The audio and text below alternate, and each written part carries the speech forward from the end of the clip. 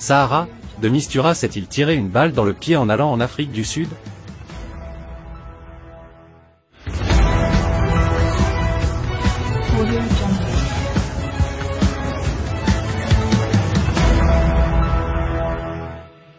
Depuis son déplacement en Afrique du Sud, l'envoyé personnel du secrétaire général de l'Organisation des Nations Unies pour le Sahara, Staffan de Mistura, se place en porte-à-faux et semble perdre du respect dont il jouissait.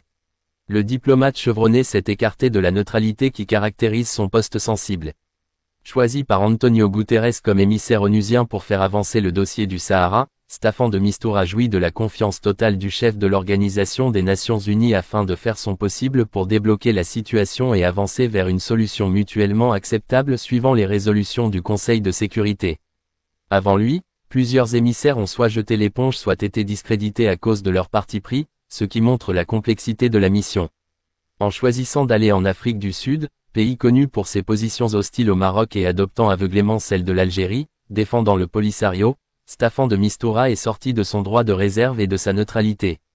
Même si le porte-parole du secrétaire général de l'Organisation des Nations Unies, Stéphane Dujarric, a défendu le déplacement à Pretoria en indiquant qu'il a été fait à l'invitation de l'Afrique du Sud et donc n'émanerait pas de l'initiative personnelle de l'Italo-Suédois, il semble que cette explication bateau soit encore pire que ce qu'on reproche aux diplomates. S'il s'est rendu à Pretoria à l'invitation du gouvernement sud-africain pour discuter du dossier du Sahara, c'est la question de bon sens et de jugement du diplomate qui est remise en cause, d'autant plus que le contenu des discussions n'a pas été divulgué, ce qui complique encore plus les choses pour l'émissaire qui n'a jusqu'ici rien obtenu de substantiel depuis sa nomination à ce poste ultra sensible. Le déplacement est inhabituel puisqu'il implique un pays qui ne fait pas partie du différend, ni de près ni de loin.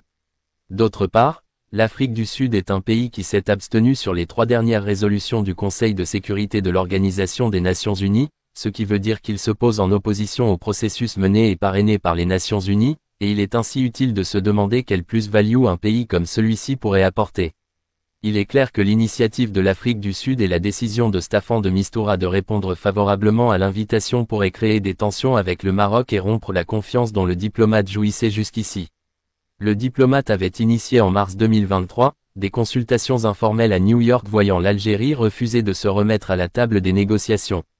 De Mistura avait alors rencontré les responsables du Maroc, de l'Algérie, de la Mauritanie ainsi que les membres du Polisario.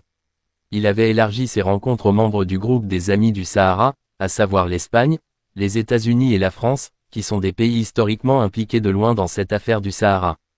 Ajouter aujourd'hui un intrant complètement étranger à ce dossier et qui plus est, adopte une position anti-marocaine et pro-Polisario, est une grave erreur d'appréciation pour un diplomate dont la mission repose, normalement, sur une éthique irréprochable.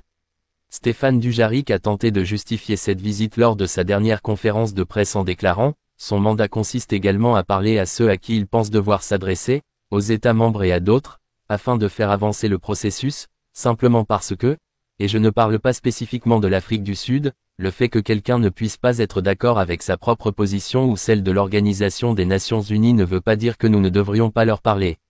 Sauf qu'il est à se demander pour quelle raison le médiateur n'a toujours pas réussi à mettre en place les tables rondes, à réunir les acteurs principaux autour d'une table, et pour quelle raison il ne s'est plus exprimé depuis l'adoption de la dernière résolution sur le Sahara pour réapparaître avec cette actualité embarrassante pour lui.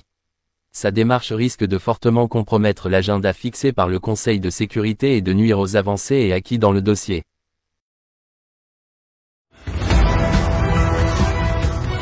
Audio Jungle.